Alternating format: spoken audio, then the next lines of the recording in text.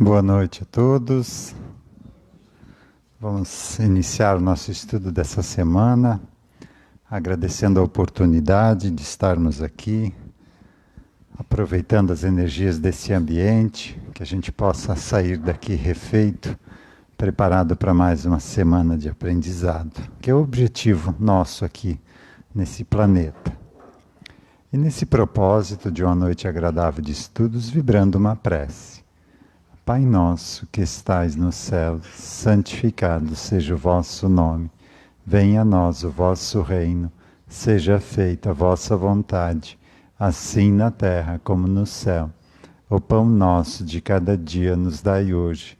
Perdoai as nossas ofensas, assim como nós perdoamos a quem nos tem ofendido. E não nos deixeis cair em tentações, mas livrai-nos do mal. Que assim seja. Alguém pela primeira vez na casa? Sejam bem-vindos. O objetivo desse nosso encontro aqui é mais um encontro de estudos e menos uma palestra, tá? Então podem perguntar, fiquem à vontade, tá?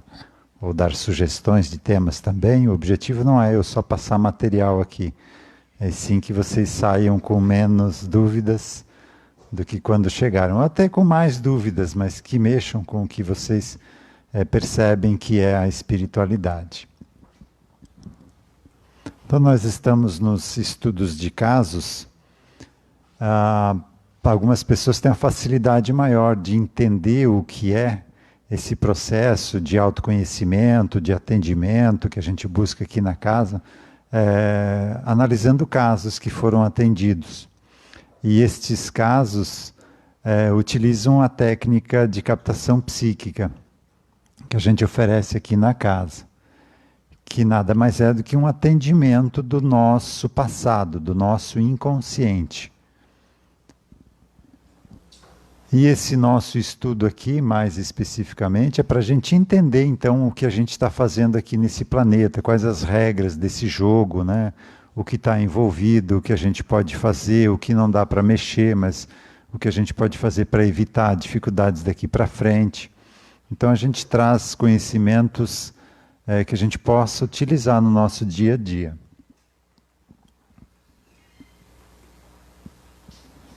Então as principais regras desse jogo chamado vida é a lei de causa e efeito. Tudo que eu jogo para o universo vai devolver para mim. Não importa se seja para uma pessoa, para a sociedade, para a natureza, para os animais, tudo isso vai voltar para mim. Então, se eu sei disso, eu sei que eu preciso tomar um pouquinho mais de cuidado com o que eu ando fazendo por aí. Inclusive com a política. Agora a política está no auge, né? Então, se eu não quero sofrer as consequências da corrupção, eu preciso ser honesto. Eu preciso fazer um bom uso do meu direito ao voto. Eu sendo honesto, não sendo corrupto, mesmo que quem se eleja não seja honesto, eu não vou mais ser atraído para viver as consequências da corrupção. Então o ponto principal de mudança está em mim, não é no governo. Não importa o governo que entrar. O que importa é que eu não vou ser mais corrupto. As minhas pequenas corrupções, de sonegar impostos, de fazer acordo para ganhar o seguro-desemprego e continuar trabalhando, essas nossas pequenas corrupções, eu não faço mais isso. Porque eu sei que isso é errado. Mesmo que ninguém esteja vendo. Agora eu sei que eu vou ser atraído para sofrer as consequências dessa corrupção. Então eu não me deixo mais levar por essa vontade, desse jeitinho brasileiro. E é assim também com outras pessoas. Quando eu mudo internamente, quando eu compreendo mais, tolero mais, perdoo mais, o outro não vai mudar por ele mesmo. Mas essa minha mudança vai refletir no outro e vou aflorar nele esse aspecto que eu estou vibrando agora. Então, se eu reclamo que todo mundo ao meu redor está ruim, quer dizer que eu também estou. Porque quando eu estou bem, eu atraio nas pessoas ao meu redor o melhor de cada uma delas. Então a mudança é nossa, não é do outro. As leis do psiquismo, né? Então, como funcionam os nossos pensamentos, desejos, por que eu tenho essas reações, esses sentimentos, essas sensações, né? Então, entender esse nosso campo psíquico, esse nosso campo mental, o que dá para fazer com o que está aí, o que fazer para evitar dificuldades lá na frente. Então, isso a gente também traz estudos aqui nesse nosso encontro. E a lei de sintonia vibratória. Então, são os três principais. A lei de sintonia vibratória diz que tudo que eu estou pensando, eu vou atrair situações semelhantes. Então, a gente precisa ter muito cuidado com o nosso pensamento. Ele é uma força poderosíssima. E nós estamos usando ela com descuidado, ou sem nenhum cuidado. Então, tudo que eu penso, eu vou atrair. Se eu penso muito em pagar dívida, eu vou atrair dívida. Então tem que cuidar com o que eu penso. Se eu penso muito em curar a minha doença, eu vou atrair doença. Porque eu estou querendo curar a doença. Só vou curar a doença se eu estiver doente. Então muito cuidado com isso. Então precisa mentalizar saúde financeira, saúde física, saúde emocional. Aí eu estou vibrando em outra frequência. E vou atrair situações diferentes. Então, se eu acordo de manhã e começo a reclamar do dia, eu vou durante o dia atrair situações para continuar reclamando. Se eu acordo de manhã e agradeço, eu vou atrair situações para continuar agradecendo. E é uma mudança nossa, não é lá fora. Lá fora pode continuar frio, chovendo, no mesmo emprego, não importa. Se eu começo a agradecer, tudo vai tender a acontecer de uma forma que eu continue agradecendo. Isso é uma lei natural. E para a gente não saber disso, a gente criou um hábito aí arraigado de reclamar da vida. E essas leis estão no Evangelho, né? O Evangelho é um repositório de leis universais. Só agora que a gente está entendendo isso. Até pouco tempo a gente achava o amar ao próximo como a si mesmo algo muito bonito, mas algo utópico para daqui a alguns milhares de anos. Agora não. Agora a gente está entendendo que é para já ou para ontem, né? Que nós vamos estar no lugar do próximo e vamos ser tratados da mesma forma. Então a gente entende o porquê desse mandamento e que a gente é o maior beneficiado de segui-lo.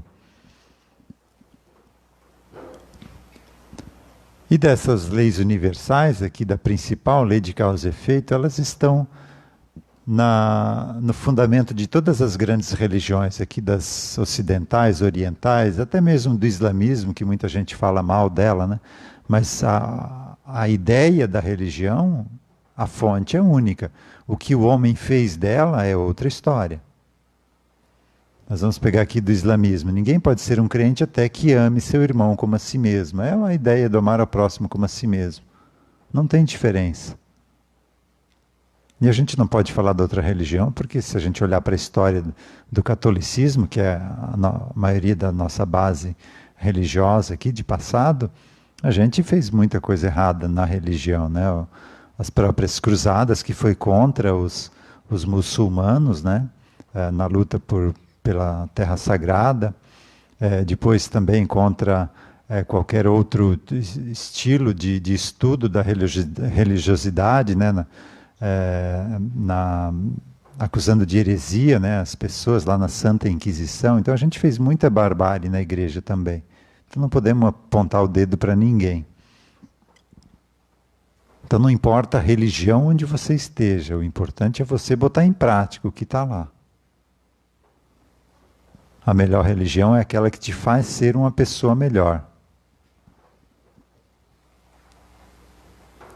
E aqui da lei de sintonia vibratória, né? Essa aqui é uma pesquisa, eu mostro aqui toda segunda-feira, mas para quem está chegando pela primeira vez, né? É uma pesquisa do Masaru Emoto, um pesquisador japonês que fotografou a cristalização da água. A água, ao se congelar, ela começa a formar cristais de gelo. Então ele pegou uma mesma água aqui e colocou essa água em contato com vibrações diferentes, ou vibrações tanto de sentimentos quanto de músicas, né, de harmonias, e fotografou a cristalização. Então veja a diferença de um agradecimento e de um acesso de raiva, né? Nós somos 70% água, então olha o que a gente está fazendo com o nosso corpo no acesso de raiva. Ou fica reclamando da vida. Depois arruma um câncer aí pelo caminho e não sabe por quê, né? Porque Deus é injusto, né? Agora a gente está sabendo que nós somos os causadores disso. Deus não tem nada a ver com isso. E aqui o psiquismo. Então aqui é onde habitam essas memórias de passado que a gente vai estudar aqui nos casos. A maioria das causas desses atendimentos, a origem está numa dessas memórias de passado. Então isso aqui representa as vidas passadas de uma pessoa apenas, que o Jung chamou de inconsciente coletivo. Mas coletivo da pessoa, porque ela tem uma coletividade de existências pretéritas.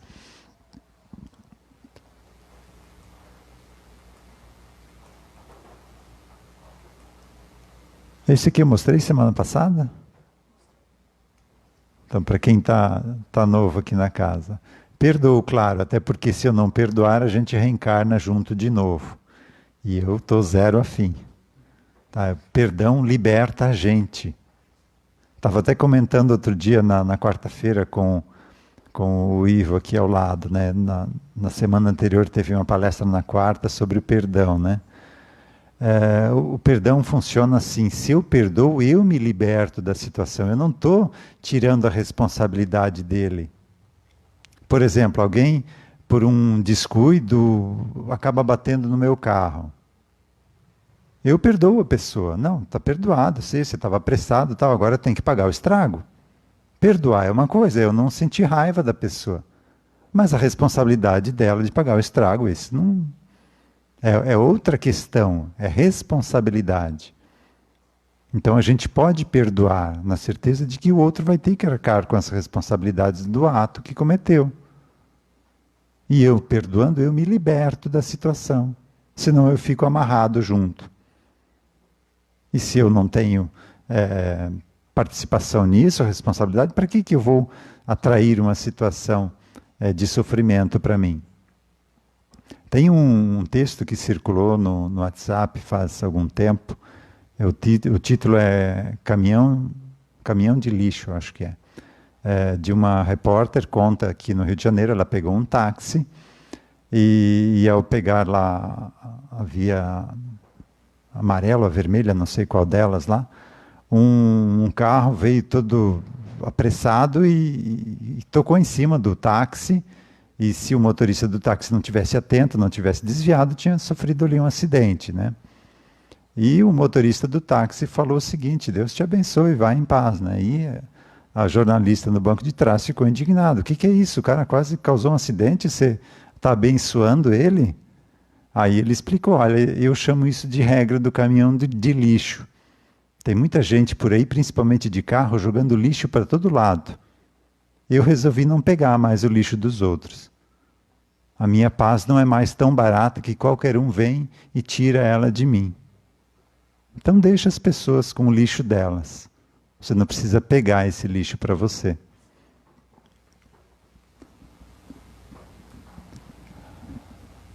Então vamos ao primeiro caso de hoje. Homem, 85 anos, com queimação forte nos pés e tornozelos. Então, nem medicamento, nem atendimento clínico conseguiu dar um diagnóstico disso e resolver o problema dele. Então, ele acabou parando e pedindo atendimento num grupo de captação psíquica.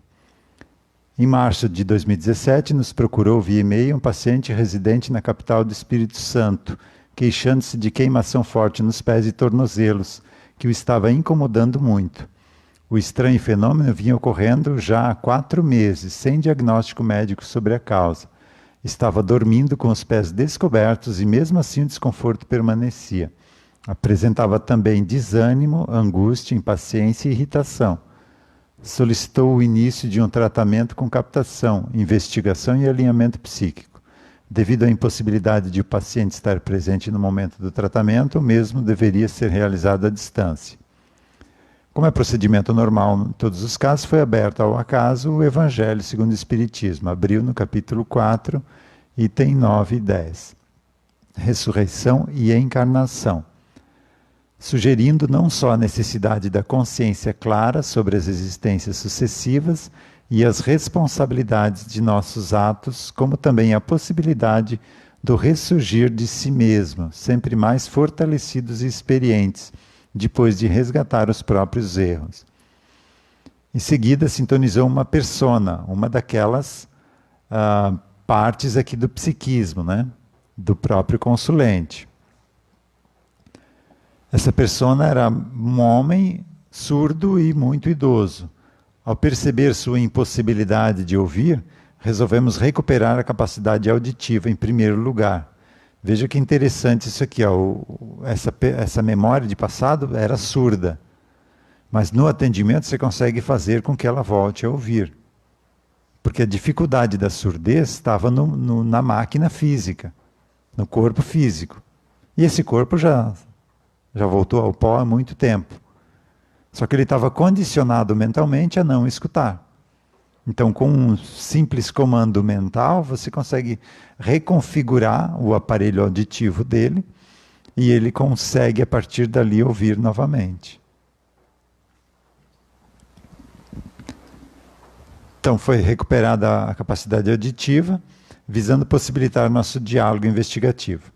Tratamento realizado com cromoterapia mental, desbloqueando a capacidade auditiva da persona. Procedimento relativamente fácil e rápido. Restabelecida sua audição, nos informou ter em torno de 98 anos, embora não tivesse muita certeza. Estava esperando que Deus o chamasse para o descanso eterno, crença bastante arraigada nos seguidores do catolicismo, embora o paciente fosse estudioso e trabalhador da seara espírita. A persona, então ele era espírita, quem pediu atendimento, mas essa parte dele era muito católica.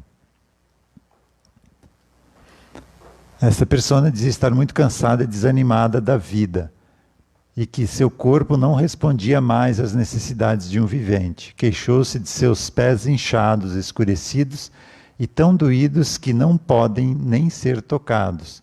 Um incômodo grande, comenta. É como se o sangue estivesse fervendo, tal a sensação do esquentamento. Reclama muito e movimenta os pés o tempo todo. Informa que vive com um dos filhos, nora e netos, mas nem sempre eles o ajudam. Então tudo é difícil. Diz que desde cedo rezou e pediu vida longa, mas não precisava ser tanto. Cuidado com o que desejas, né? Porque pode se tornar realidade. Agora ficou muito complicado de viver, mas sabe que tem de esperar pela vontade de Deus. A nora dessa existência é a atual companheira do paciente hoje. Visando encontrar a causa do problema, que já se manifestava nessa existência passada, o induzimos à regressão de memória e acesso à causa geradora dos sintomas em seu passado remoto. Então, a própria memória de vida passada entrou em regressão também para buscar o porquê dessa dificuldade nos pés. Recuado no tempo, se vê numa existência onde fora senhor de escravos, bastante autoritário e cruel. Costumava prender os escravos pelos tornozelos, deixando-os passar fome ou sede, dependendo do delito, por até 8 dias sucessivos. Fazia isso com todos os que considerasse preguiçosos ou desobedientes. Já com os fujões, ele mandava queimar a sola dos pés ou os pés e tornozelos. Dizia que um ferro quente nos pés tanto produzia agilidade nos preguiçosos, quanto responsabilidade aos fujões. Muitas vezes ele mesmo fazia questão de aplicar o castigo aos irresponsáveis, segundo ele, tarefa normalmente desempenhada pelo capataz. Nessa existência mais recuada, o capataz era a atual companheira. O tempo passou e todos desencarnaram, indo ao encontro da verdade, cada um pagando o tributo referente à condição que dera à própria vida. Muitos escravos desencarnados no tronco ou nas perseguições dos capitães de mato, ou ainda por infecção gerada pelos ferimentos, queimaduras e maus tratos, continuaram na fazenda, participando dos trabalhos ou imantados naquele lugar, remoendo seus ódios ou sem entender claramente o que lhes tinha acontecido.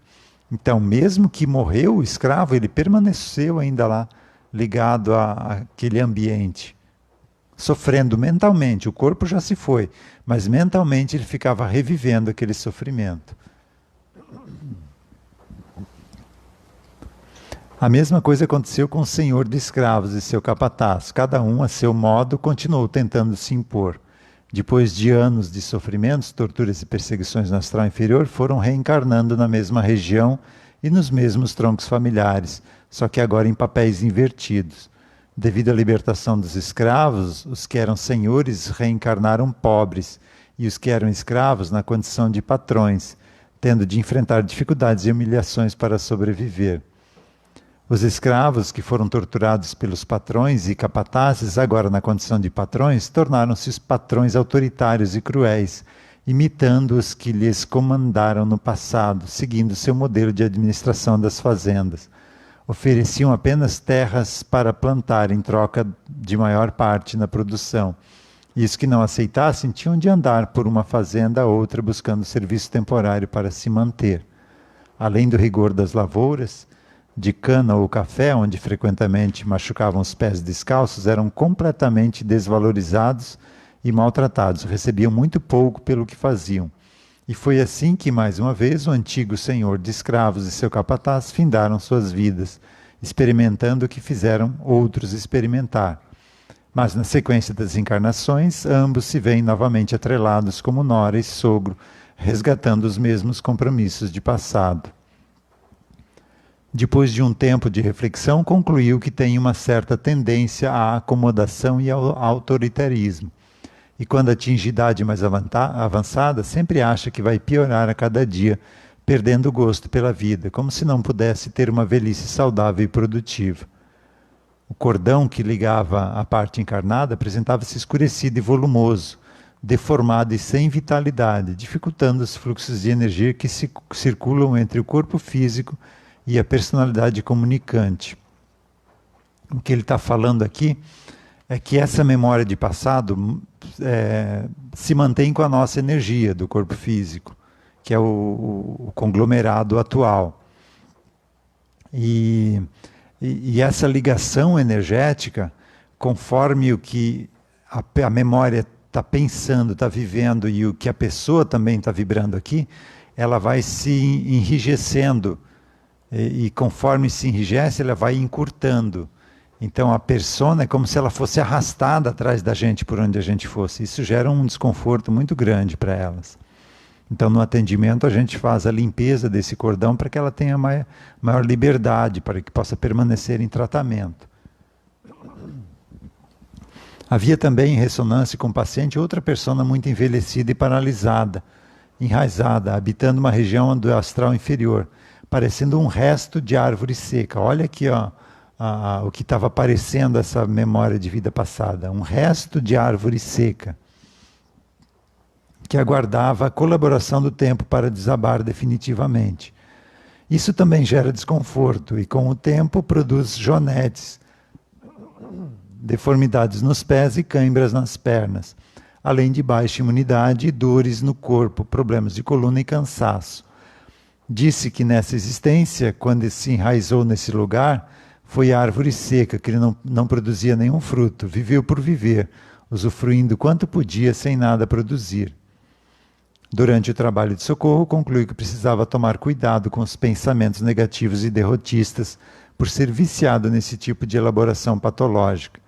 Na segunda sessão, realizada 15 dias depois, tivemos o seguinte desfecho. Aberto o Evangelho segundo o Espiritismo, ao acaso, veio o capítulo 13, que a mão esquerda não saiba o que faz a direita, item 9, caridade material e caridade moral. Em seguida, manifestou-se uma persona discordando do texto que fora lido, ou de parte dele. Disse que tem muitos infelizes que se colocam nessa posição para poder viver à custa dos outros. Muitos dos que ele ajudou, que não eram desses, também lhe viraram as costas. Então acha que ajudar a quem não faz nada por merecer, nem por si mesmo, é invadir e contrariar a vontade de Deus, que já lhes colocou em situação difícil. Pense que cada um tem o que merece. É a justiça de Deus se fazendo. Cada um colhe o que planta, segundo os ensinamentos de Jesus. Então veja, mesmo um ensinamento aqui baseado em Jesus pode ser equivocado. Então, mesmo que você tenha conhecimento da lei do karma, de causa e efeito, quando você vê alguém sofrendo e você cruzar os braços porque isso era para acontecer, você também está infringindo uma lei, que é o teu aprendizado de colaborar, de cooperar, de amar ao próximo como a si mesmo. Então eu não tenho condições de saber se o que o outro está passando é karma, ou se realmente já acabou esse karma e ele está precisando da minha colaboração. Se lá no passado não fui eu que o prejudiquei, e agora eu preciso devolver essa ajuda para ele conseguir se restabelecer. Nessa existência era doente, diz que o consideravam louco, e ele mesmo afirma que não tinha muita noção do que fazia. Era andarilho de pés descalços, ó, mais uma vez que problema nos pés, né? Então a dificuldade nos pés dele agora nessa existência já tinham ligação com duas linhas de existências pretéritas, né? Um como o senhor de escravos e o outro como esse andarilho aqui. Mas apresentou-se com um discurso afiado sobre merecimento. Em seguida, silencia por alguns momentos e informa que lembra de ter sido uma espécie de justiceiro numa existência anterior. E suas memórias desses dois passados se confundiam por alternar personalidades.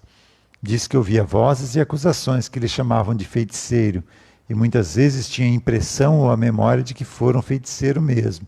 Enfim, sentia que havia várias personas que se alternavam, pregador, feiticeiro, mendigo, justiceiro, entre outras. Então aqui se manifesta uma persona quase que esquizofrênica, né? Com várias manifestações. Não seria esquizofrenia, seria um distúrbio de personalidade múltipla, né? Mas com várias personas se alternando e influenciando ele de forma ostensiva. Aos poucos foi lembrando de mais uma existência, onde foi uma espécie de torturador mercenário, a serviço de autoridades do lugar. Espontaneamente informa que sempre aplicava algo a mais nas vítimas dessas autoridades, por sua própria conta, como investido de poderes especiais, sem se importar se eram devedores ou não. Sempre extrapolou o seu papel, diz que tinha um certo prazer em causar sofrimento nas pessoas. Em seguida, a persona refletiu e justificou que devia ser por essa razão que agora tinha o discurso do merecimento. Acrescentou que gostava de queimar os pés dos condenados só para vê-los sofrer. Muitos que sobreviveram ficaram deformados, aleijados ou paralisados. Por fim, desencarnou idoso, debilitado e paralisado. Não conseguia colocar os pés no chão. Coberto de chagas profundas e abertas, iguais às feridas provocadas pelas queimaduras que causaram nas suas infelizes vítimas, teve de suportar ainda as dores e o mau odor exalado pela própria carne em decomposição. Enquanto ele silenciou mergulhado na ruminação de sua própria tragédia, interferiu um espírito ocupando os recursos mediúnicos da sensitiva que nos servia para informar que era representante de um grupo de torturados. Então, no atendimento, uma das pessoas daquele grupo que ele torturou se manifestou. Então, uma dificuldade hoje, às vezes, é um pedido de ajuda para que você resgate aquelas pessoas que você prejudicou no passado. Então, esse representante desse grupo de torturados que seguiam o cliente para lhe cobrar a conta. Inteligente e observador, acatou os esclarecimentos que ministramos com base no Evangelho, de que a semeadura é livre, mas a colheita é obrigatória, e que ele e seus colegas só colheram o que também haviam semeado anteriormente. Então percebeu que não deviam continuar no papel de cobradores e repassou sua decisão e entendimento aos demais, que também aceitaram seguir com ele para o tratamento, ou seja, foram resgatados. Além do mais, já havia constatado que seu algoz, agora transformado em socorrista, já se pune por conta própria. E eles, espíritos e personas, apresentavam-se esfomeados, maltrapilhos, mutilados, com feridas abertas e apodrecidas. Um mensageiro os conduziu para tratamento em uma instituição do plano astral. Em seguida, reassumiu a sintonia da persona do paciente. Falou que, enquanto ele se remoía de culpas, suas feridas mais se abriam. Mas, na medida que os espíritos que o perseguiam foram sendo tratados, ele também melhorava. E na medida em que eles, por uma melhor compreensão da lei divina de causa e efeito, perdoavam, também ele foi se perdoando, embora sua descrença e falta de fé, se deu conta de que é filho de Deus e que novas oportunidades de melhorar lhe estão sendo oportunizadas. Então, mesmo a pessoa atual sendo um espírita esclarecido, essa parte dele não era. E precisou ser esclarecido também. Veja como a gente é complexo, né? A gente acha que o ego nos faz sentir unos, né? Que a gente é algo único. Mas, na realidade, somos um pequeno fragmento do nosso espírito. Tem muita coisa no nosso espírito que nos influencia, que causa dificuldades, e a gente não entende por quê. A gente está muito no início ainda desse entendimento, desse estudo. E aí aqui uma nota do terapeuta, né? Constatamos que a proximidade desse grupo de espíritos junto ao paciente não chegou a constituir-se numa obsessão, porém a vibração perturbadora e irradiada deles despertou-lhe reações físicas em forma de dor, angústia, insônia, desânimo, sentimento de culpa, ansiedade, desconforto, pressão alta e até pesadelos, provavelmente acionadas por algum mecanismo de defesa do psiquismo milenar, devido à responsabilidade que as ações acarretam, ou por culpa inconsciente. Contudo, não chegando a aflorar na consciência alguma forma de lembranças, ele aqui não lembrava de nada. E mesmo assim, estando numa casa espírita, ele precisou buscar um atendimento porque lá não estava sendo feito esse atendimento, né? É algo que precisa ser captado, esclarecido, orientado. Então, a própria casa espírita precisa estudar esse tipo de atendimento para colocar em prática. Ao ser encaminhada para a instituição do astral, a persona do paciente percebeu que foi levada para um local que ela denominou como uma seara, um local de trabalho, onde muitas pessoas estavam trabalhando, inclusive seus ex-chefes dessa existência referida, todos portando mutilações, feridas em processo de cicatrização e aleijões.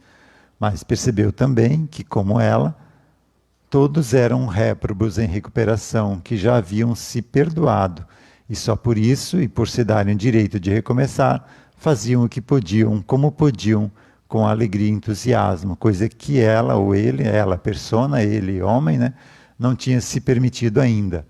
Mas a visão do pessoal trabalhando a contagiara, e por isso decidiu fazer parte do grupo de trabalho. Nos pediu que sua parte encarnada e a parceira evolutiva fossem informadas e orientadas a vibrar pensamentos positivos. Segundo ela, os dois estavam em simbiose e têm a tendência, e até o vício, de alimentar pensamentos negativos em 3 níveis: consciente, semiconsciente e inconsciente. É necessário adotar atitudes otimistas e alegres e continuar com o trabalho de autoconhecimento e autotransformação.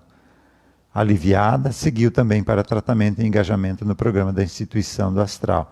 Dias depois, fomos informados que o paciente se restabelecera totalmente da desconforto nos pés. Então, um atendimento bem longo, feito em 2 dias, com intervalo de 2 semanas entre eles, e retrata aqui uma situação que a gente encontra muito nos atendimentos.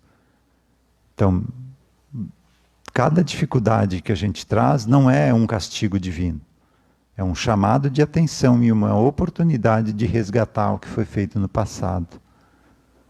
Então, ao invés de a gente reclamar um desconforto, ou algum sofrimento, então vamos, pelo autoconhecimento, buscar a causa disso e resolver o que está ligado nessa situação. Então aqui várias personas,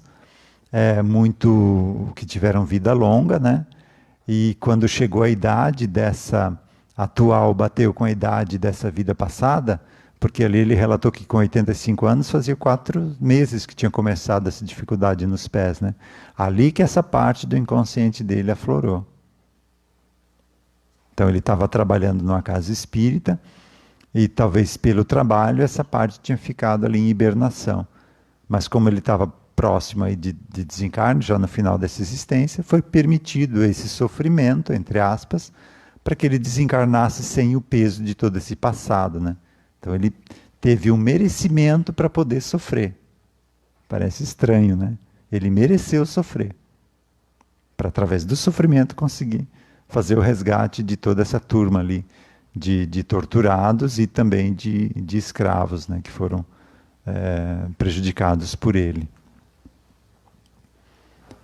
Oi. Você comentou antes da questão do cordão que ficar enrijecido, né? Que arrasta a persona. E isso na pessoa física, ele também tem algum. Dá um desconforto na nuca aqui. Pode dar torcicolo, uma dor na nuca. Dores de cabeça iniciadas pela nuca também, pode ser? Pode ser também. Então, quem tem muita dor na nuca é a influência de persona.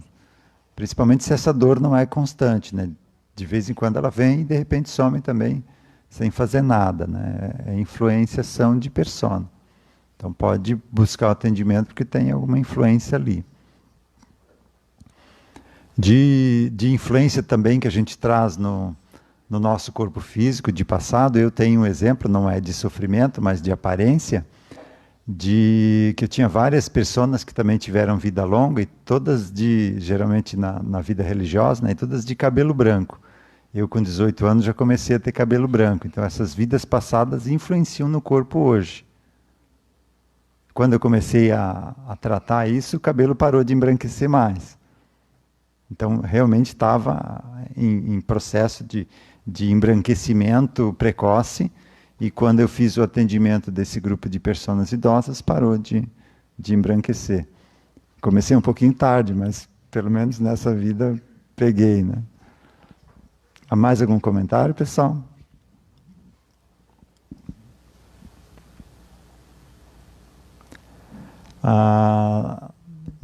Avisos nesse sábado é às 16 horas, Lu? Ou é 14? É 14 ou 14h30, não me lembro, mas pode se formar lá na secretaria. Vamos ter aqui um estudo com o João Pedro, no lançamento do segundo livro dele de apometria. Quem tem interesse de conhecer um pouquinho mais esse assunto, são bem-vindos. O ingresso é 1 quilo de alimento não perecível. Diga, Valmor. 14h30, neste sábado agora, tá? Aqui no auditório do CEPA. Então, sintam-se convidados quem tiver interesse de entender um pouquinho, mas é bem técnico, tá? É para quem realmente quer entender mais a fundo sobre o assunto, que tiver interesse em trabalhar com isso, né? Aliás, a gente precisa de pessoas para trabalhar, né? Os grupos de estudos que se formam aqui na casa vêm de pessoas que vêm frequentar e têm interesse e começam, então, a se preparar para esse trabalho. Diga, Luciana. 14h30, confirmado.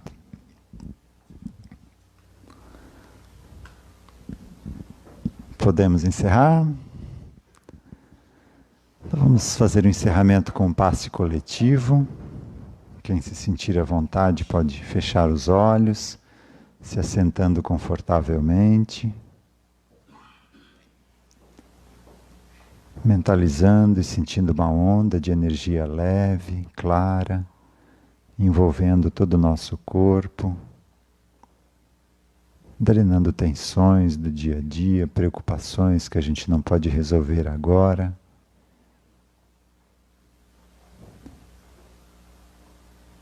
Dissolvendo concentrações energéticas que possam prejudicar a nossa saúde,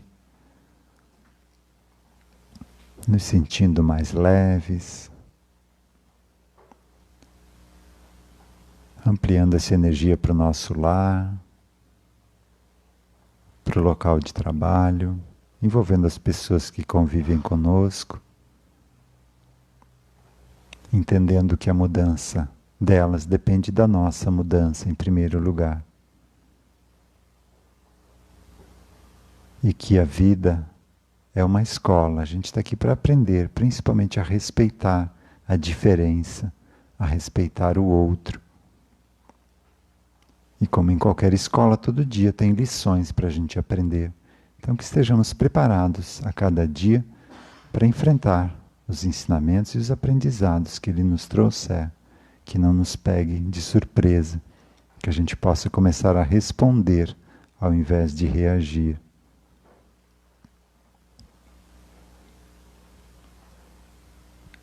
E nesse propósito de uma semana abençoada, vibrando uma prece.